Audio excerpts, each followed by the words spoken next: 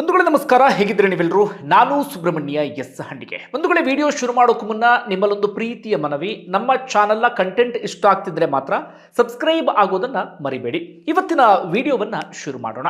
ಬಂಧುಗಳೇ, ಬೆಳಿಗ್ಗೆ ಮುಂಚೆ 5:10 ಸುಮಾರಿಗೆ ದಟ್ಟ ಕಾಡು, ಇನ್ನೂ ಕೂಡ ಕತ್ತಲೆ ಸಂಪೂರ್ಣವಾಗಿ ಆವರಿಸಿತ್ತು. 7 ಮಂದಿ ಅರಣ್ಯ ಇಲಾಖೆಯ ಸಿಬ್ಬಂದಿ ಅಥವಾ ಅಧಿಕಾರಿಗಳು, ಅತ್ತ 4 ಮಂದಿ ಸ್ಥಳೀಯರು, ಅವರು ಬೇಟೆಗಾರರೋ ಕೃಷಿಕರೋ ಈ ಕ್ಷಣಕ್ಕೂ ಕೂಡ ಕ್ಲಾರಿಟಿ ಇಲ್ಲ. ಆ ಕಡೆ 4 ಮಂದಿ, ಈ ಕಡೆ ಅರಣ್ಯ ಇಲಾಖೆಯ 7 ಮಂದಿ ಮುಖಾಮುಖಿ ಆಗ್ತಾರೆ. ಆ ಮುಖಾಮುಖಿಯ ಸಂದರ್ಭದಲ್ಲಿ ಗುಂಡಿನ ಸದ್ದು ಕೇಳಿದೆ. ಗುಂಡಿನ ಚಕಮಕಿ ಆಗಿದೆಯಾ ಅದಕ್ಕೆ ಸಂಬಂಧಪಟ್ಟಾಗ ಯಾರಿಗೂ ಕೂಡ ಗೊತ್ತಿಲ್ಲ. ಒಟ್ಟಾರೆಯಾಗಿ ಗುಂಡಿನ ಸದ್ದಂತೂ ಕೇಳಿದೆ. ಆ ಗುಂಡಿನ ಸದ್ದಿನ ಬಳಿಕ 3 ಪ್ರಾಣ ಹೋಗಿದೆ. ಅಂದರೆ ಗುಂಡಿಗೆ 3 ಬಲಿ ಆಗಿದ್ದಾರೆ. ಅರಣ್ಯ ಇಲಾಖೆಯವರು ಗುಂಡನ್ನ ಹಾರಿಸಿದ್ದಾರೆ. ಎದುರುಗಡೆ ಇದ್ದಂಥ ಬೇಟೆಗಾರರು ಅಥವಾ ಕೃಷಿಕರು ಆ ಸಂದರ್ಭದಲ್ಲಿ ಸಾವನ್ನಪ್ಪಿದ್ದಾರೆ. ಒಬ್ರು ಮಾತ್ರ ಅಲ್ಲಿಂದ ತಪ್ಪಿಸ್ಕೊಂಡು ಬೇರೆ ಕಡೆಗೆ ಓಡಿ ಹೋಗಿದ್ದಾರೆ. ಇಷ್ಟು ಎಲ್ರಿಗೂ ಕೂಡ ಗೊತ್ತಿರುವಂತ ವಿಚಾರ. ಆದರೆ ಅಲ್ಲಿ ಗುಂಡಿನ ಚಕಮಕಿ ಆಗಿತ್ತಾ ಅಥವಾ ಅಸಲಿಗೆ ಅಲ್ಲಿ ಆಗಿದ್ದೇನು? ನಿಜವಾಗ್ಲೂ ಅವರು ಕೃಷಿಕರ ಅಥವಾ ಬೇಟೆಗಾರರ? ಅರಣ್ಯ ಇಲಾಖೆಯ ಸಿಬ್ಬಂದಿ ಸ್ವಯಂ ರಕ್ಷಣೆಗೋಸ್ಕರ ಅಥವಾ ಆತ್ಮರಕ್ಷಣೆಗೋಸ್ಕರವೇ ಗುಂಡನ್ನ ಹಾರಿಸಿದ್ರ? ಅಥವಾ ಅರಣ್ಯ ಇಲಾಖೆಯ ಸಿಬ್ಬಂದಿ ಗೊಂದಲಕ್ಕೊಳಗಾಗಿ ಏನಾದ್ರೂ ಗುಂಡು ಹಾರಿಸಿದ್ರ? ಅಥವಾ ಅವರಿಗೆ ಯಾವುದಾದ್ರೂ ಹಳೆಯ ದ್ವೇಷ ಇತ್ತ? ಅಥವಾ ಆ ಸಂದರ್ಭದಲ್ಲಿ ಅವರಾದ್ರೂ ದೌರ್ಜನ್ಯ, ದಬ್ಬಾಳಿಕೆ ಅಂಥದ್ದೇನಾದ್ರೂ ಮಾಡಿದ್ರ? ಯಾವುದು ಕೂಡ ಉತ್ತರ ಸಿಗದಂತ ಪ್ರಶ್ನೆಗಳು ಅಂದ್ರೂ ಕೂಡ ತಪ್ಪಾಗ್ಲಿಕ್ಕಿಲ್ಲ. ಐಎಎಸ್ ಐಪಿಎಸ್ ಕೇವಲ ಒಂದು ಹುದ್ದೆಯಲ್ಲ, ಅದು ನಿಮ್ಮ ಬದುಕಿನ ದೊಡ್ಡ ಕನಸು. ಈ ಕನಸನ್ನ ನನಸಾಗಿಸಲು ಬೆಂಗಳೂರಿನ ಮಲ್ಲತ್ತಹಳ್ಳಿಯಲ್ಲಿ ಸಜ್ಜಾಗಿದೆ ಐಎಎಸ್ ಜ್ಞಾನಿ. ಆಗಸ್ಟ್ನಿಂದ ಹೊಸ ಆಫ್ಲೈನ್ ಮತ್ತು ಆನ್ಲೈನ್ ಬ್ಯಾಚ್ಗಳು ಆರಂಭ ಆಗ್ತಿದೆ. ಪ್ರಿಲಿಮ್ಸ್, ಮೈನ್ಸ್ ಮತ್ತು ಇಂಟರ್ವ್ಯೂಗೆ ಸಂಪೂರ್ಣ ಮಾರ್ಗದರ್ಶನ, ದಿನನಿತ್ಯ ಆನ್ಸರ್ ರೈಟಿಂಗ್ ಪ್ರಾಕ್ಟೀಸ್, ವೈಯಕ್ತಿಕ ಮೆಂಟರಿಂಗ್, ಹಾಗೆ ಕನ್ನಡ ಮತ್ತು ಆಂಥ್ರೋಪಾಲಜಿ ಆಪ್ಷನಲ್ ಸೌಲಭ್ಯ. ಸ್ಮಾರ್ಟ್ ಡಿಜಿಟಲ್ ಕ್ಲಾಸ್ ರೂಮ್ಗಳು, ಸ್ಟಡಿಗಾಗಿ ಫ್ರೀ ವೈಫೈ, ನಿಮ್ಮ ಬಜೆಟ್ಗೆ ತಕ್ಕಂತ ಅಫೋರ್ಡಬಲ್ ಫೀಸ್ ಸ್ಟ್ರಕ್ಚರ್, ಕಡಿಮೆ ಖರ್ಚಿನಲ್ಲಿ ಗುಣಮಟ್ಟದ ಶಿಕ್ಷಣ. ವಿಕಲಚೇತನ ವಿದ್ಯಾರ್ಥಿಗಳಿಗೆ 40% ರಿಯಾಯಿತಿ ಇದೆ. ಕೆಲವೇ ಸೀಟುಗಳು ಲಭ್ಯ. ನಿಮ್ಮ ಗೆಲುವಿನ ಪಯಣ ಹಿಂದೆ ಶುರುವಾಗಲಿ. ಹೆಚ್ಚಿನ ಮಾಹಿತಿಗೆ ಈಗಲೇ ಕರೆ ಮಾಡಿ. ಒಂದು ವೇಳೆ ಯಾವ ವಿಚಾರವನ್ನು ನಾನು ಹೇಳ್ತಿದ್ದೀನಿ ಅನ್ನೋದು ನಿಮ್ಗೆ ಈಗಾಗಲೇ ಗಮನಕ್ಕೆ ಬಂದಿರುತ್ತೆ. 3 ಎನ್ಕೌಂಟರ್ ಸದ್ಯ ಇಡೀ ರಾಜ್ಯಾದ್ಯಂತ ವಿಪರೀತ ಸದ್ದು ಮಾಡ್ತಾ ಇದೆ. ಸಾಕಷ್ಟು ಚರ್ಚೆಗೂ ಕೂಡ ಗ್ರಾಸವಾಗಿದೆ. ಹನೂರು ಭಾಗದಲ್ಲಿ ಇವತ್ತು ಪರಿಸ್ಥಿತಿ ಉದ್ವಿಗ್ನ ಆಗಿತ್ತು. ಪ್ರತಿಭಟನೆ ತೀವ್ರ ಸ್ವರೂಪವನ್ನು ಪಡೆದುಕೊಂಡಿತ್ತು. ಅಂತಿಮವಾಗಿ ಸ್ವಲ್ಪ ಹೊತ್ತಿನ ಮುಂಚಷ್ಟೇ ಪ್ರತಿಭಟನೆಯನ್ನ ಕೈಬಿಟ್ಟಿದ್ದಾರೆ. ಒಂದಷ್ಟು ಸ್ಪಷ್ಟವಾದಂತಹ ಭರವಸೆ ಆ ಕುಟುಂಬಕ್ಕೆ ಸಿಕ್ಕಿದೆ. ಹಾಗಾದ್ರೆ ಇವತ್ತಾಗಿರುವಂತಹ ಬೆಳವಣಿಗೆ ಏನು? ಕಾರಣ ಸಹಜವಾಗಿ ಒಂದಷ್ಟು ಮಂದಿಗೆ ಘಟನೆಗೆ ಸಂಬಂಧಪಟ್ಟ ಹಾಗೆ ಕುತೂಹಲ ಇದ್ದೇ ಇರುತ್ತೆ. ಆ ವಿವರವನ್ನು ಗಮನಿಸ್ತಾ ಹೋಗೋಣ. ಸಾರ್ವಜನಿಕ ವಲಯದ ಅಭಿಪ್ರಾಯಗಳನ್ನ ನೀವೆಲ್ಲರೂ ಕೂಡ ಗಮನಿಸ್ತಾನೆ ಇದ್ದೀರಿ. ಒಂದಷ್ಟು ಮಂದಿ ಅರಣ್ಯ ಇಲಾಖೆಯವರನ್ನೇ ದೂಷಿಸ್ತಾ ಇದ್ದಾರೆ. ಯಾರು ದೂಷಿಸ್ತಾ ಇದ್ದಾರೆ ಅಂದ್ರೆ, ಅರಣ್ಯದ ಅಂಚಿನಲ್ಲಿ ಯಾರು ವಾಸ ಮಾಡ್ತಾರೆ ಅಥವಾ ಅರಣ್ಯ ಪ್ರದೇಶ ಭಾಗದಲ್ಲಿ ಯಾರು ವಾಸ ಮಾಡ್ತಿದ್ದಾರೆ ಅವರೆಲ್ಲರೂ ಕೂಡ ದೂಷಿಸ್ತಾ ಇದ್ದಾರೆ. ಕಾರಣ ಅವರೊಂದಷ್ಟು ಬೇರೆ ಬೇರೆ ರೀತಿಯಂತ ಪರಿಸ್ಥಿತಿಯನ್ನ ಅನುಭವಿಸಿ ಇರ್ತಾರೆ. ಏನಾಗ್ಬಿಡುತ್ತೆ ಅಂದ್ರೆ, ತುಂಬಾ ಸಂದರ್ಭದಲ್ಲಿ ಈ ಅರಣ್ಯ ಪ್ರದೇಶ ಅಂತ ಬಂದಾಗ ಅರಣ್ಯ ಇಲಾಖೆಯವರಿಗೆ ಕಾನೂನು ರೀತಿಯಲ್ಲಿ ನಾವು ಅದನ್ನು ಸಂರಕ್ಷಣೆ ಮಾಡಬೇಕು ಅಂತ ಹೇಳಿ, ಸ್ಥಳೀಯ ಜನ ಯಾರಿರ್ತಾರಲ್ಲ, ವಾಸ ಮಾಡ್ತಿರ್ತಾರೆ, ಅವರು ಪರಂಪರಾಗತವಾಗಿ ಅವರು ಪೂರ್ವಜರಿಂದ ಹಿಡಿದು ಎಲ್ಲರೂ ಕೂಡ ಅರಣ್ಯದ ಮೇಲೆ ಡಿಪೆಂಡ್ ಆಗಿ ಬಂದಿರ್ತಾರೆ. ಆದರೆ ಬರ್ತಾ ಬರ್ತಾ ಇತ್ತೀಚಿನ ಕಾನೂನುಗಳು ಗಟ್ಟಿಯಾಗೋದಿಕ್ಕೆ ಶುರುವಾಗ್ತಾ ಇದ್ದ ಹಾಗೆ ಯಾವ ಅರಣ್ಯದ ಮೇಲೆ ಡಿಪೆಂಡ್ ಆಗಿ ಅವರು ಬದುಕ್ತಾ ಇದ್ರು ಆ ಅರಣ್ಯದ ಒಳಗಡೆ ಎಂಟ್ರಿ ಕೊಡದಂತ ಪರಿಸ್ಥಿತಿ ನಿರ್ಮಾಣ ಆಗಿಬಿಡುತ್ತೆ. ಆದ್ರೆ ಹಿಂದಿನಿಂದಲೂ ಕೂಡ ಅವಲಂಬಿತರಾದಂಥ ಕಾರಣಕ್ಕಾಗಿ ಮೇವಿನ ನೆಪದಲ್ಲೋ ಅಥವಾ ಇನ್ಯಾವುದೋ ಕಾಡಿನ ಉತ್ಪನ್ನಗಳನ್ನು ತರೋದಿಕ್ಕೋ ಅರಣ್ಯದ ಒಳಗಡೆ ಎಂಟ್ರಿ ಕೊಟ್ಟ ಸಂದರ್ಭದಲ್ಲಿ ಅವ್ರ ಮೇಲೆ ಕೇಸ್ ಎಲ್ಲವೂ ಕೂಡ ದಾಖಲಾಗ್ತಿರುತ್ತೆ. ಅದು ಬರ್ತಾ ಬರ್ತಾ ಅರಣ್ಯ ಇಲಾಖೆ ಹಾಗೆ ಸ್ಥಳೀಯರ ನಡುವಿನ ಘರ್ಷಣೆಗೂ ಕೂಡ ಕಾರಣ ಆಗುತ್ತೆ. ಅದು ಬೇರೆ ಬೇರೆ ಸ್ವರೂಪವನ್ನು ಪಡೆಯುತ್ತೆ. ಒಂದಷ್ಟು ಸಂದರ್ಭದಲ್ಲಿ ಅರಣ್ಯ ಇಲಾಖೆಯವರೇ ದೌರ್ಜನ್ಯ ಅಥವಾ ಭ್ರಷ್ಟಾಚಾರ, ಲಂಚಬಾಕತನವನ್ನ ಮಾಡೋದನ್ನ ನಾವೆಲ್ಲರೂ ಕೂಡ ಗಮನಿಸಿರ್ತೀವಿ. ಹೀಗಾಗಿ ಒಂದಷ್ಟು ಮಂದಿ ಅರಣ್ಯ ಇಲಾಖೆಯವರ ಮೇಲೆ ಇದೀಗ ಆಕ್ರೋಶವನ್ನ ಹೊರಾಗ್ತಿದ್ದಾರೆ. ಇನ್ನೊಂದಷ್ಟು ಮಂದಿ ಸ್ಥಳೀಯ ಜನರ ಮೇಲೆ ಅಥವಾ ಯಾರು ಪ್ರಾಣವನ್ನ ಕಳ್ಕೊಂಡ್ರು ಅವ್ರ ಮೇಲೆ ಅರಣ್ಯ ಇಲಾಖೆಯವರು ಸರಿಯಾಗಿ ಮಾಡಿದ್ರು ಎನ್ನುವಂತ ಮಾತನ್ನು ಹೇಳ್ತಾ ಇದ್ದಾರೆ. ಹಾಗೆ ಮಾಡಿಲ್ಲ ಅಂತ ಆಗಿಬಿಟ್ರೆ ಮರಿ ವೀರಪ್ಪನ್ಗಳು ಹುಟ್ಕೊಂಡು ಬಿಡ್ತಾರೆ. ಆ ಭಾಗದಲ್ಲಿ ಕೇರಳದವರು ಭೇಟೆಗೆ ಬರ್ತಾರೆ, ಬೇರೆಯವರು ಭೇಟೆಗೆ ಬರ್ತಾರೆ, ಅಂಥವರಿಗೆ ಸ್ಥಳೀಯರು ಕೂಡ ಸಹಕಾರವನ್ನ ಕೊಡ್ತಾರೆ. ಇಂಥ ಒಂದಷ್ಟು ವಾದವನ್ನು ಕೂಡ ಮುಂದಿಡಲಾಗ್ತಿದೆ. ಜೊತೆಗೆ ಈ ರೀತಿಯಾಗಿ ಎಲ್ಲ ಪ್ರಾಣಿಗಳನ್ನು ಕೂಡ ಹೊಡೆಯೋದಕ್ಕೆ ಶುರು ಮಾಡ್ಕೊಂಡು ಬಿಟ್ರೆ ಅರಣ್ಯದ ಪರಿಸ್ಥಿತಿ ಏನಾಗ್ಬೇಡ, ಪ್ರಾಣಿಗಳ ಪರಿಸ್ಥಿತಿ ಏನಾಗ್ಬೇಡ, ಅರಣ್ಯ ಇಲಾಖೆಯವರು ಒಳ್ಳೆ ಕೆಲಸ ಮಾಡಿದ್ರು ಅನ್ನೋದು ಒಂದಷ್ಟು ಜನರ ಮಾತಾಗಿದೆ. ಒಟ್ಟಾರೆಯಾಗಿ ಇದೊಂದು ಘಟನೆ ರಾಜ್ಯಾದ್ಯಂತ ಸಾಕಷ್ಟು ಚರ್ಚೆಯನ್ನು ಹುಟ್ಟುಹಾಕಿದೆ ಹೊರತಾಗಿ ಅದರ ಆಚೆಗಿನ ಕ್ಲಾರಿಟಿ ಏನೂ ಕೂಡ ಸಿಗ್ತಾ ಇಲ್ಲ.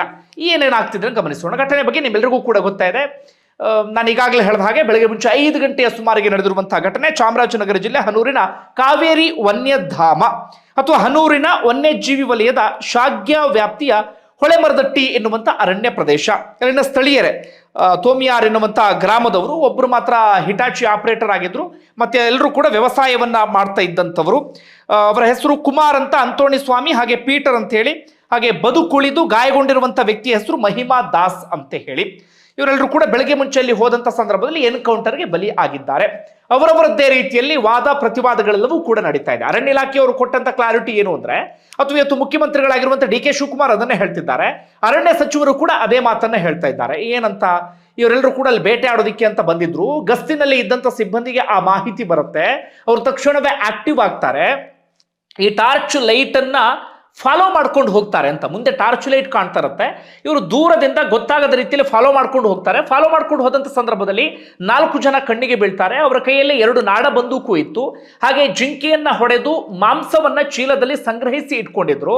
ಅದನ್ನ ಪ್ರಶ್ನೆ ಮಾಡಿ ಶರಣಾಗುವಂತೆ ಸೂಚನೆಯನ್ನ ಕೊಟ್ಟಂತ ಸಂದರ್ಭದಲ್ಲಿ ಅವರು ನಾಡ ಬಂದೂಕಿನಿಂದ ಇವ್ರ ಕಡೆಗೆ ಗುಂಡನ್ನ ಹಾರಿಸೋದಕ್ಕೆ ಶುರು ಮಾಡ್ಕೊಳ್ತಾರೆ. ಹೀಗಾಗಿ ಆತ್ಮರಕ್ಷಣೆಗೋಸ್ಕರ ನಾವು ಮರು ಗುಂಡನ್ನ ಹಾರಿಸಿದಾಗ ಅಲ್ಲಿ ಎನ್ಕೌಂಟರ್ ಆಯಿತು.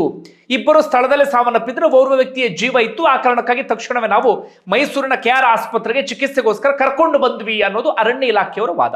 ಡಿ ಕೆ ಶಿವಕುಮಾರ್ ಕೂಡ ಅದೇ ಮಾತನ್ನು ಹೇಳ್ತಾ ಇದ್ದಾರೆ. ನಾವು ಬಂದೂಕನ್ನ ವಶಕ್ಕೆ ತೆಗೆದುಕೊಂಡಿದ್ದೇವೆ, ಜಿಂಕೆ ಮಾಂಸವನ್ನ ವಶಕ್ಕೆ ತೆಗೆದುಕೊಂಡಿದ್ದೇವೆ, ಟಾರ್ಚ್ ಸಿಕ್ಕಿದೆ, ಇಂಥ ಒಂದಷ್ಟು ವಸ್ತುಗಳೆಲ್ಲವೂ ಕೂಡ ಸಿಕ್ಕಿದೆ ಅಂತ ರಾಮಲಿಂಗಾರೆಡ್ಡಿ ಅರಣ್ಯ ಸಚಿವರು ಕೂಡ ಅದೇ ಮಾತನ್ನ ಹೇಳ್ತಾ ಇದ್ದಾರೆ. ಜಿಲ್ಲಾಡಳಿತವೂ ಕೂಡ ಅದೇ ಮಾತನ್ನ ಹೇಳ್ತಾ ಇದೆ. ಸ್ಥಳೀಯ ಪೊಲೀಸರಿಂದ ಹಿಡಿದು ಎಲ್ಲರದ್ದು ಕೂಡ ಅದೇ ಮಾತಾಗಿದೆ. ಆದರೆ ಹಾಲಿ ಶಾಸಕರು, ಮಾಜಿ ಶಾಸಕರು, ವಿಪಕ್ಷಗಳು ಅವರೆಲ್ಲರೂ ಕೂಡ ಬೇರೆ ವಾದವನ್ನ ಮಂಡಿಸ್ತಾ ಇದ್ದಾರೆ. ಜೊತೆಗೆ ಉಸ್ತುವಾರಿ ಸಚಿವರು ಪುಟ್ಟರಂಗ ಶೆಟ್ಟಿ ಅವರು ಹೇಳ್ತಾ ಇರೋದು ಅರಣ್ಯ ಇಲಾಖೆಯವ್ರದ್ದೇ ತಪ್ಪಿದೆ, ತುಂಬಾ ಗಡಿಬಿಡಿ ಮಾಡಿದ್ರು, ಅರ್ಜೆಂಟ್ ನಲ್ಲಿ ಎನ್ಕೌಂಟರ್ ಮಾಡಿಬಿಟ್ಟಿದ್ದಾರೆ, ಇನ್ನೊಬ್ಬರ ಪ್ರಾಣ ತೆಗೆಯುವಂತ ಹಕ್ಕು ಅವರಿಗೆ ಎಲ್ಲಿದೆ, ಅಥವಾ ಎನ್ಕೌಂಟರ್ ಮಾಡುವಂತ ಪವರ್ ಅನ್ನ ಯಾರು ಕೊಟ್ರು ಅಂತ ಸಾಕಷ್ಟು ಜನ ಪ್ರಶ್ನೆ ಮಾಡ್ತಿದ್ದಾರೆ. ಜೊತೆಗೆ ಊರ್ನವರ ವಾದ ನೀವೀಗಾಗಲೇ ಕೇಳಿರ್ತೀರಿ. ಅವ್ರು ಹೇಳ್ತಾ ಇರೋದು ಏನಪ್ಪಾ ಅಂದ್ರೆ, ಕಾಡಿನ ಒಳಗಡೆ ಮೇವನ್ನ ತರಲು ಹೋಗಲಾಗುತ್ತೆ ಅಥವಾ ಹಸುವನ್ನ ಬಿಡಲಾಗುತ್ತೆ.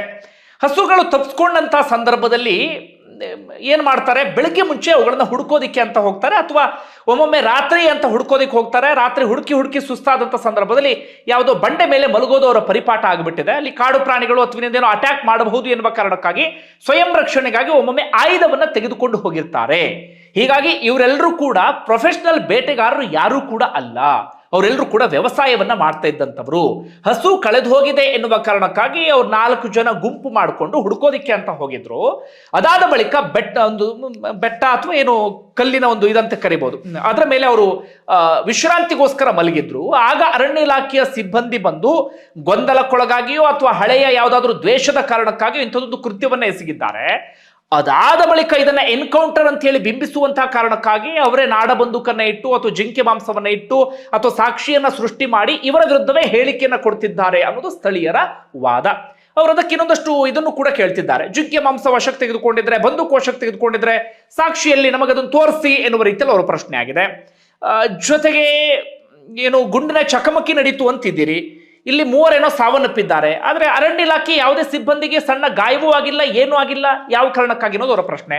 ಓಕೆ, ಬೇಟೆಗೆ ಹೋಗಿದ್ರು, ಜಿಂಕೆ ಮಾಂಸವೇ ಸಿಕ್ಕಿತ್ತು ಅಂತಾಗಿದ್ರೆ ಅರೆಸ್ಟ್ ಮಾಡಬಹುದಿತ್ತಲ್ಲ, ಈ ರೀತಿಯಲ್ಲೂ ಕೂಡ ಒಂದಷ್ಟು ಜನ ಪ್ರಶ್ನೆಯನ್ನ ಮಾಡ್ತಾ ಇದ್ದಾರೆ. ಇದು ಇಲ್ಲಿಯವರೆಗೆ ಆಗ್ತಿರುವಂತ ಚರ್ಚೆ ಪ್ರತಿ ಚರ್ಚೆ ಎಲ್ಲವೂ ಕೂಡ. ಈಗ ಇವತ್ತಿನ ಬೆಳವಣಿಗೆ ವಿಚಾರಕ್ಕೆ ಬರೋದಾದ್ರೆ, ಪ್ರತಿಭಟನೆ ತೀವ್ರಗೊಂಡಿತ್ತು. ಕುಟುಂಬಸ್ಥರಿಗೆ ಅಲ್ಲಿಯ ಸ್ಥಳೀಯರು ಕೂಡ ಸಾಥನ್ನ ಕೊಟ್ಟರು. ಸ್ಥಳೀಯ ಶಾಸಕರು, ಮಾಜಿ ಶಾಸಕರು ಅವರೆಲ್ಲರೂ ಕೂಡ ಪ್ರತಿಭಟನಾಕಾರರ ಜೊತೆಗೆ ನಿಂತ್ಕೊಂಡ್ರು. ಜಿಲ್ಲಾಡಳಿತ ಮಾತ್ರ ಸಮಸ್ಯೆಯನ್ನ ಬಗೆಹರಿಸುವ ನಿಟ್ಟಿನಲ್ಲಿ ಗಂಭೀರವಾಗಿ ಯೋಚನೆ ಮಾಡಿದ ರೀತಿಯಲ್ಲಿ ಕಾಣಿಸ್ಲೇ ಇಲ್ಲ. ಯಾಕೋ ಗೊತ್ತಿಲ್ಲ, ಸ್ವಲ್ಪ ಸೈಲೆಂಟ್ ಆಗಿ ಇದ್ರು ಜಿಲ್ಲಾಡಳಿತವರು. ಒಟ್ಟಾರೆಯಾಗಿ ಪ್ರತಿಭಟನೆ ಅಂಥದ್ದೆಲ್ಲವೂ ಕೂಡ ತೀವ್ರ ಸ್ವರೂಪವನ್ನು ಪಡೆದುಕೊಳ್ತು. ಅದಾದ ಬಳಿಕ ಸ್ವಲ್ಪ ಮಟ್ಟಿಗೆ ಸರ್ಕಾರಕ್ಕೆ ಬಿಸಿ ಮುಟ್ಟಿಸುವ ಹಂತಕ್ಕೆ ಹೋಗ್ತಾ ಇದ್ದ ಹಾಗೆ ಮೊದಲಿಗೆ ಅರಣ್ಯ ಇಲಾಖೆ ಅಧಿಕಾರಿಗಳ ವಿರುದ್ಧ FIR ಆಯಿತು. ಮ್ಯಾಜಿಸ್ಟ್ರೇಟ್ ತನಿಖೆಗೆ ಆದೇಶವನ್ನ ಹೊರಡಿಸಲಾಯಿತು. 15 ಲಕ್ಷ ಪರಿಹಾರ ಘೋಷಣೆ ಆಯಿತು. ಸರ್ಕಾರದ ಕಡೆಯಿಂದ 5 ಲಕ್ಷ, ಸ್ಥಳೀಯ ಶಾಸಕರ ಕಡೆಯಿಂದ 10 ಲಕ್ಷ, ಒಟ್ಟಾರೆಯಾಗಿ ಒಂದೊಂದು ಕುಟುಂಬಕ್ಕೆ ತಲಾ 15 ಲಕ್ಷ ಪರಿಹಾರ. ಹಾಗೆ ಕುಟುಂಬದಲ್ಲಿ ಒಬ್ಬರಿಗೆ ಸರ್ಕಾರಿ ಉದ್ಯೋಗದ ಭರವಸೆಯನ್ನ ಕೊಡಲಾಗಿದೆ. ಉನ್ನತ ಮಟ್ಟದ ತನಿಖೆಯ ಭರವಸೆಯನ್ನ ಕೂಡ ಕೊಡಲಾಗಿದೆ. ಇದು ಇವತ್ತು ಆಗಿರುವಂತ ಬೆಳವಣಿಗೆ. ಇಷ್ಟೆಲ್ಲ ಭರವಸೆ ಎಲ್ಲವೂ ಕೂಡ ಸಿಗ್ತಾ ಇದ್ದ ಹಾಗೆ ಮರಣೋತ್ತರ ಪರೀಕ್ಷೆಗೆ ಅವಕಾಶವನ್ನ ಮಾಡಿಕೊಟ್ರು ಕುಟುಂಬಸ್ಥರು. ಮೊದಲಿಗೆ ಒಪ್ಕೊಂಡಿರಲಿಲ್ಲ. ಜೊತೆಗೆ ಪ್ರತಿಭಟನೆಯನ್ನ ಕೈಬಿಟ್ಟಿದ್ದಾರೆ. ಶಾಸಕರ ಸಂಧಾನಕ್ಕೂ ಕೂಡ ಇದೀಗ ಒಪ್ಪಿಗೆಯನ್ನ ಸೂಚಿಸಿದ್ದಾರೆ. ಪರಿಹಾರ, ಸರ್ಕಾರಿ ಉದ್ಯೋಗ, ಅಧಿಕಾರಿಗಳ ಮೇಲೆ FIR, ಜೊತೆಗೆ ಇವರು ಕೇಳ್ತಾ ಇರೋದು ಅಧಿಕಾರಿಗಳನ್ನ ವಜಾಗೊಳಿಸಬೇಕು ಎನ್ನುವ ರೀತಿಯಲ್ಲಿ. ಇಷ್ಟು ಆಗಿರುವಂತ ಬೆಳವಣಿಗೆ. ಈಗ ತನಿಖೆಯ ಮೂಲಕ ಸತ್ಯ ಏನು ಅನ್ನೋದು ಹೊರಗಡೆ ಬರಬೇಕಾಗತ್ತೆ. ಬಂಧುಗಳೇ, ಇಲ್ಲಿ ಒಂದು 2-3 ವಿಚಾರಗಳನ್ನ ನಾವು ಗಮನಿಸಬೇಕಾಗತ್ತೆ. ಒಂದು, ಅರಣ್ಯ ಇಲಾಖೆ ಅಧಿಕಾರಿಗಳು ಗೊಂದಲಕ್ಕೊಳಗಾಗಿ ಅಥವಾ ಹಳೆಯ ದ್ವೇಷ ಅಥವಾ ಇನ್ಯಾವುದೋ ಕಾರಣಕ್ಕಾಗಿ ಎನ್ಕೌಂಟರ್ ಮಾಡಿದ್ದು ಸತ್ಯವೇ ಅಂತಾದರೆ ಅರಣ್ಯ ಇಲಾಖೆ ಅಧಿಕಾರಿಗಳ ವಿರುದ್ಧ ಅತ್ಯಂತ ಕಠಿಣ ಕ್ರಮ ಆಗಬೇಕಾಗತ್ತೆ. ಯಾಕಂದ್ರೆ ಅಮಾಯಕರ ಜೀವವನ್ನ ಅವರು ಬಲಿ ತೆಗೆದುಕೊಂಡ ಹಾಗೆ ಆಗಿರುತ್ತೆ. ಯಾಕಂದ್ರೆ ಅವರ ಜೀವಕ್ಕೂ ಬೆಲೆ ಇದೆ. ಯಾರೋ ಒಳ್ಳೆ ಪ್ರವಾಸಿಗರು ಯಾರಾದರೂ ಬಂದು ಈ ರೀತಿಯಾಗಿ ಅಂದ್ರೆ ಸ್ವಲ್ಪ ಶ್ರೀಮಂತ ಪ್ರವಾಸಿಗರು, ಸಚಿವರ ಮಕ್ಕಳು, ಶಾಸಕರ ಮಕ್ಕಳು ಅಂತವರೆಲ್ಲರೂ ಕೂಡ ಹೋಗ್ತಿರ್ತಾರೆ ಶೋಕಿಗೋಸ್ಕರ ಬೇಟೆಗೆ ಅಂತ ಹೇಳಿ. ಬೇಟೆಗೆ ಅಂತ ಹೋಗಿ ಒಮ್ಮೊಮ್ಮೆ ಬೇಟೆಯನ್ನು ಕೂಡ ಆಡ್ಬಿಡ್ತಾರೆ. ಅಂಥ ಸಂದರ್ಭ ಅವ್ರ ಮೇಲೆ ಏನಾದರೂ ಎನ್ಕೌಂಟರ್ ಮಾಡ್ತೀರಾ? ಹೀಗಾದಾಗ ಸಾಧ್ಯ ಇಲ್ಲ. ಅಂಥವರನ್ನ ನೀವು ಬೇರೆ ರೀತಿಯಲ್ಲೇ ಡೀಲ್ ಮಾಡುವಂತೆ ಕೆಲಸವನ್ನ ಮಾಡ್ತೀರಿ. ಹೀಗಾಗಿ ಅಮಾಯಕರು ಎನ್ನುವ ಕಾರಣಕ್ಕಾಗಿ ಏನಾದರೂ ಎನ್ಕೌಂಟರ್ ಮಾಡಿದ್ರೆ ಅರಣ್ಯ ಇಲಾಖೆ ಅಧಿಕಾರಿಗಳ ವಿರುದ್ಧ ಕ್ರಮ ಆಗಬೇಕಾಗತ್ತೆ. ಇಲ್ಲ, ಇವರು ನಿಜವಾಗ್ಲೂ ಕಳ್ಳ ಬೇಟೆಗಾರರೇ ಆಗಿದ್ರು ಅಂತ ಆಗಿದ್ದರೆ ಅದು ಮುಂದೆ ಕಾನೂನು ರೀತಿಯಲ್ಲಿ ಏನು ಆ ರೀತಿಯಾಗಿ ಆಗಬೇಕಾಗತ್ತೆ. ಯಾಕಂದ್ರೆ ಎನ್ಕೌಂಟರ್ ಅಂದಾಗ ನಮ್ಮಲ್ಲಿ ಸಹಜವಾಗಿ ಮೂಡುವಂಥ ಪ್ರಶ್ನೆ, ನಮ್ಮಲ್ಲಿ ರೇಪಿಸ್ಟ್ಗಳನ್ನ ಎನ್ಕೌಂಟರ್ ಮಾಡಲ್ಲ, ಅಥವಾ ದೊಡ್ಡ ಭ್ರಷ್ಟಾಚಾರಿಗಳನ್ನ ಎನ್ಕೌಂಟರ್ ಮಾಡಲ್ಲ, ದೊಡ್ಡ ದೊಡ್ಡ ಕೊಲೆಗಾರನ್ನ ಎನ್ಕೌಂಟರ್ ಮಾಡಲ್ಲ. ಇಲ್ಲಿ ಈ ಕಾರಣಕ್ಕಾಗಿ ಅಂದ್ರೆ ಪ್ರಾಣಿಗಳ ಬೇಟೆಯನ್ನು ನಾನಂತೂ ಸಮರ್ಥನೆ ಮಾಡ್ಕೊಳ್ತಾ ಇಲ್ಲ. ಪ್ರಾಣಿಗಳ ಬೇಟೆಯನ್ನ ಯಾರೂ ಕೂಡ ಆಡಬಾರ್ದು. ಪ್ರಾಣಿಗಳ ಉಳಿವಿಗೋಸ್ಕರ ನಾವೆಲ್ಲರೂ ಕೂಡ ಇದು ಮಾಡಬೇಕಾಗತ್ತೆ. ಆದರೆ ಇಲ್ಲಿ ಎನ್ಕೌಂಟರೇ ಅದಕ್ಕೆ ಪರಿಹಾರ ಆಗಿತ್ತಾ ಎನ್ನುವಂಥ ಪ್ರಶ್ನೆಯೂ ಕೂಡ ಇದೆ. ನಿಜವಾಗ್ಲೂ ಅವರೇನಾದ್ರು ಬೇಟೆ ಆಡಿದ್ದು ಹೌದು ಅಂತ ಆದರೆ ಮೊಣಕಾಲಿನ ಕೆಳಗಡೆ ಗುಂಡನ್ನು ಹಾರಿಸಬಹುದಿತ್ತು. ಯಾಕಂದ್ರೆ ಅದ್ರ ಎಕ್ಸ್ಪರ್ಟ್ ಇರ್ತಾರೆ ಅರಣ್ಯ ಇಲಾಖೆ ಅಧಿಕಾರಿಗಳು, ಅಥವಾ ಅವ್ರನ್ನ ಬಂಧಿಸಿ ಅವರಿಗೆ ಶಿಕ್ಷೆ ಕೊಡಿಸುವಂತ ಎಲ್ಲ ಅವಕಾಶಗಳು ಕೂಡ ಇತ್ತು. ಎನ್ಕೌಂಟರ್ ಮಾಡ್ತೀನಿ ಅಂತ ರೇಪಿಸ್ಟ್ಗಳನ್ನ ಎನ್ಕೌಂಟರ್ ಮಾಡಬೇಡಿ, ಅಥವಾ ಕೊಲೆ ಮಾಡಿದಂಥವ್ರು ಎನ್ಕೌಂಟರ್ ಮಾಡಬೇಡಿ, ಎಲ್ಲರೂ ಮಾಡಿ. ಇದೇ ಮಾದರಿ ಅಲ್ವಾ ಅದು ಕೂಡ? ಹೀಗಾಗಿ ಆ ಪ್ರಶ್ನೆಯೂ ಕೂಡ ಉದ್ಭವ ಆಗುತ್ತೆ. ನೋಡೋಣ, ತನಿಖೆಯ ಮೂಲಕ ಸತ್ಯಾಂಶ ಅಂತೂ ಹೊರಗಡೆ ಬರಬೇಕಾಗುತ್ತೆ, ಏನು ಎತ್ತ ಅಂತೇಳಿ. ಯಾಕಂದ್ರೆ ಜನರಲ್ಲಿ ಸಾಕಷ್ಟು ಗೊಂದಲ ಎಲ್ಲವೂ ಕೂಡ ಇದೆ. ಇತ್ತೀಚೆಗೆ ಇಂಥ ಘಟನೆ ಎಲ್ಲೂ ಕೂಡ ನಡೆದಿರಲಿಲ್ಲ. ಆ ಭಾಗದ ಅರಣ್ಯದಲ್ಲಿ ಹಿಂದೆ ಎಲ್ಲವೂ ಕೂಡ ಆಗ್ತಿತ್ತು. ವೀರಪ್ಪನ್ ಸದ್ದು ನಿಮ್ಮೆಲ್ಲರಿಗೂ ಕೂಡ ಗೊತ್ತಿದೆ. ಹೆಚ್ಚು ಕಡಿಮೆ ಅದೇ ಅರಣ್ಯ ಪ್ರದೇಶದಲ್ಲಿ ವೀರಪ್ಪನ ಸದ್ದಿದ್ದು ಆ ಭಾಗದಲ್ಲೇ, ಆ ಕೊಳ್ಳೆಗಾಲ ಸುತ್ತಮುತ್ತ ಆಸುಪಾಸಿನಲ್ಲೇ ಆಗಾಗ ಒಂದಷ್ಟು ಇಂಥ ವಿಚಾರಗಳು ಸದ್ದು ಮಾಡ್ತಾ ಇದ್ವು. ಆದರೆ ಇಷ್ಟು ದೊಡ್ಡ ಪ್ರಮಾಣದ ಎನ್ಕೌಂಟರ್ ಯಾವತ್ತೂ ಕೂಡ ಆಗಿರಲಿಲ್ಲ. ಆ ಕಾರಣಕ್ಕಾಗಿ ರಾಜ್ಯದಲ್ಲಿ ಬಹಳ ಸದ್ದು ಮಾಡ್ತಾ ಇದೆ. ಇನ್ನೊಂದು, ಕಾಡಂಚಿನ ಗ್ರಾಮದಲ್ಲಿ ಅರಣ್ಯ ಇಲಾಖೆ ಹಾಗೆ ಜನರ ನಡುವಿನ ಸಂಘರ್ಷ ಅಂತೂ ಹೊಸ ವಿಚಾರ ಅಲ್ವೇ ಅಲ್ಲ. ಅರಣ್ಯ ಇಲಾಖೆಯವರು ಹೌದು ಸಾಕಷ್ಟು ಶ್ರಮ ಪಡ್ತಾರೆ, ಸಾಕಷ್ಟು ಚಾಲೆಂಜಸ್ ಅವರಿಗೂ ಕೂಡ ಇರುತ್ತೆ. ಮತ್ತೊಂದು ಕಡೆಯಿಂದ ಅಲ್ಲಿ ಸ್ಥಳೀಯ ವಾಸಿಗಳ ಪರಿಸ್ಥಿತಿ ಅಂತೂ ನಾವಿಲ್ಲಿ ಯಾಕಾದ್ರೂ ಹುಟ್ಟಿದ್ವಪ್ಪ ಅಂತ ಅವ್ರಿಗೆ ಅನ್ಸುತ್ತೆ. ನಾವಿಲ್ಲಿ ಹುಟ್ಟಿದ್ದೇ ಶಾಪವೋ ಎನ್ನುವ ರೀತಿಯಲ್ಲಿ ಅನ್ಸ್ಬಿಡುತ್ತೆ. ತುಂಬಾ ಜನರಿಗೆ ಅಲ್ಲೇ ಹುಟ್ಟಿರ್ತಾರೆ, ಅಲ್ಲೇ ಬೆಳೆದಿರ್ತಾರೆ, ಊರನ್ನ ಬಿಡೋದಿಕ್ಕೆ ಸಾಧ್ಯ ಆಗದಂತ ಪರಿಸ್ಥಿತಿ. ಊರಲ್ಲೇ ಬದುಕಬೇಕು ಅಂದ್ರೆ 108 ಕಾನೂನಿನ ಕಟ್ಟಳೆಗಳು, ಇಂಥದ್ರಿಂದ ಅವರು ಒದ್ದಾಡ್ತಾ ಇರ್ತಾರೆ. ಹೀಗಾಗಿ ಒಮ್ಮೆ ಏನಾಗ್ಬಿಡುತ್ತೆ ಅಂದ್ರೆ 2 ಅಲಗಿನ ಕತ್ತಿ ಇದ್ದಂಗೆ, ಆ ಕಡೆ ಹೋದ್ರು ಕುಯ್ತಿ, ಈ ಕಡೆ ಹೋದ್ರು ಕುಯ್ತಿ ಅಂತ. ಕಾಡನ್ನು ಉಳಿಸ್ತೀವಿ ಅಂತ ಹೋಗ್ಬಿಟ್ರೆ ವಿಪರೀತ ಕಠಿಣ ಕಾನೂನು ಮಾಡಿಬಿಟ್ರೆ ಜನರಿಗೆ ಸಮಸ್ಯೆ. ಇಲ್ಲ ಆರಾಮಾಗಿ ಜನರನ್ನು ಬಿಟ್ಬಿಡ್ತೀವಿ ಅಂದ್ರೆ ಕಾಡನ್ನು ಉಳಿಸೋದಿಕ್ಕಾಗಲ್ಲ. ಅಂಥದ್ದೆಲ್ಲವೂ ಕೂಡ ಆಗುತ್ತೆ. ಒಂದು ವೇಳೆ ಇಷ್ಟು ಬೆಳವಣಿಗೆ ಆಗಿದೆ ಏನಂತೀರಿ? ಕಮೆಂಟ್ ಮಾಡಿ. ಧನ್ಯವಾದ.